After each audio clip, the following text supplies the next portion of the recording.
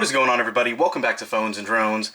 Alright, we have the latest and greatest, kind of a new category for DJI, and it is the DJI Mic, in-house finally. This came out about a month and a half ago or so, and it's been extremely hard to come by. I'm super excited to use this. We're going to be using it for the channel, not exclusively, but for a lot of the stuff we do, for some better coverage. Actually, fun fact, we're going to WWDC. We're leaving tomorrow. And this came in just in time for us to be able to take this with us and do some possibly interviews or some other videos in regards to that. So a huge thumbs up for that would be greatly appreciated. But for now, in this video, I want to specifically tell you what this comes with, what it has as features. So basically it's feature set, quick unboxing, and keep this one short and sweet. Let's go ahead, get right into it. For those of you that don't know, the DJI Mic comes with one receiver and two transmitters, has a touchscreen display. It actually has about 14 hours of onboard storage, and that is actually hugely beneficial just for the simple reasons you don't have to worry about being in a close proximity of the receiver, since the transmitter can actually record a backup. That is huge. It has inbuilt memory. It has dual channel recording, a 250 meter transmission range, but again, if you get out of that range, don't worry. It will actually tell you on the actual transmitter itself it's recording with a red light. It is very portable and compact. It has a wide compatibility. It actually comes with a lightning connector and a USB-C port, in addition to putting on on your actual digital cameras as well, a little housing for that. 15 hours of battery life. Built into the case itself, you get, I think, about 5 hours of charge or of usage per full charge, basically.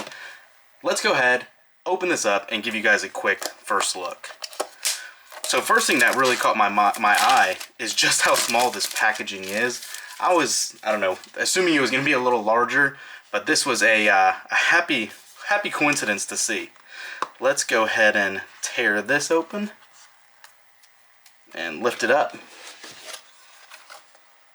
So it's showing you in the box you have a charging case, the receiver, those two transmitters we talked about, a carrying pouch, the hot shoe adapter, windscreens for each of the mics, a mobile phone adapter for lightning like you said, another one for the Type-C, a camera audio cable, the instruction manuals, a clip magnet, which we'll talk about in a second, and the charging cable.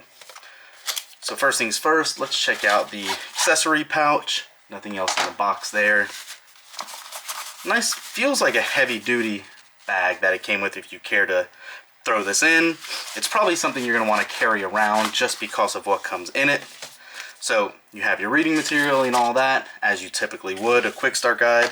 We'll throw that to the side. What we're more interested in here are the actual windscreens that we're just talking about, and your audio cable. So a lot of people are going to be using this quite a bit, as well as the windscreens. There should be another one in here also, and sure enough there is. These actually simply just twist right onto the bottom, or I should say on the top of the receiver. So that's it for the bag. Not too much in it, but a nice little addition. And the bread and butter right here is the DJI mics. Alright, so yeah, a lot smaller than I thought. It has a lot more thickness though. It is pretty substantial in weight. I do like the design, and it is a USB-C rechargeable case as well. One call out, like I said, you have some LEDs on here. This case itself does generate a backup charge for all of the receivers and transmitters. You can see right when we open it up, it turns right on. You have your two transmitters and that one receiver. It is showing you it is all paired. You can see the green lights flashing, and it is showing you right on the actual display itself that everything's connected. So, having said that, you can see the little, I guess you can call them pogo pins on the bottom. They do line up to the bottom of the case, if you can see that. So all you need to do, simply set it back in when you're done, and you see how quick that display is to kick in and recognize that. Aside from that, here is your actual receiver. You can see it's asking us to basically set it all up right now. We're not going to go through all that, but it is a touch-sensitive display. So yes, obviously it's English. We'll go ahead and select next, pick the date, and I actually believe this is correct. Let me double check. No, it's actually a day ahead. Let's go ahead and change this. So we'll scroll down, 6:03. The time, that is correct. All right, that was a quick setup actually. You can see actually on the display itself right now, it is reading both mics. Hello, hello.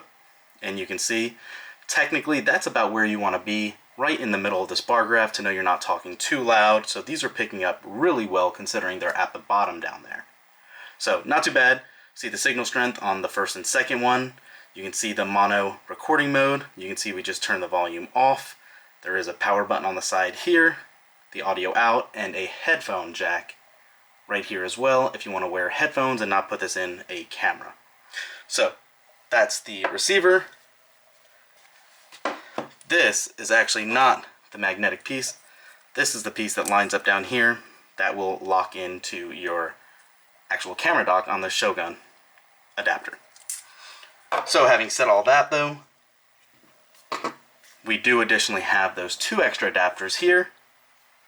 You're going to have your USB-C adapter and your lightning adapter. So the beauty of these, obviously, if you want to record straight out of your cell phone, all you need to do is take this, plug it in, line it up on here, and you will be good to go. So to show you quickly what it looks like, it gives you the direction for the arrows on where to put it. So you're going to simply slide that in, fits right in, and there you go. It's as easy as that. So not too bad.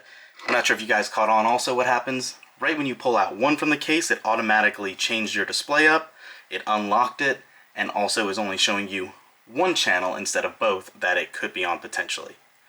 So you can actually unlock this display by pressing the power button, scroll down for all your recording options, your gains, all your settings there. You can actually, scroll up as well and get the type of recording, see your internal memory storage, change the gain, or I should say change the option to turn this on and off for volume. They actually do have a quick little they actually do have a quick little vibration motor inside, so that is a nice addition as well.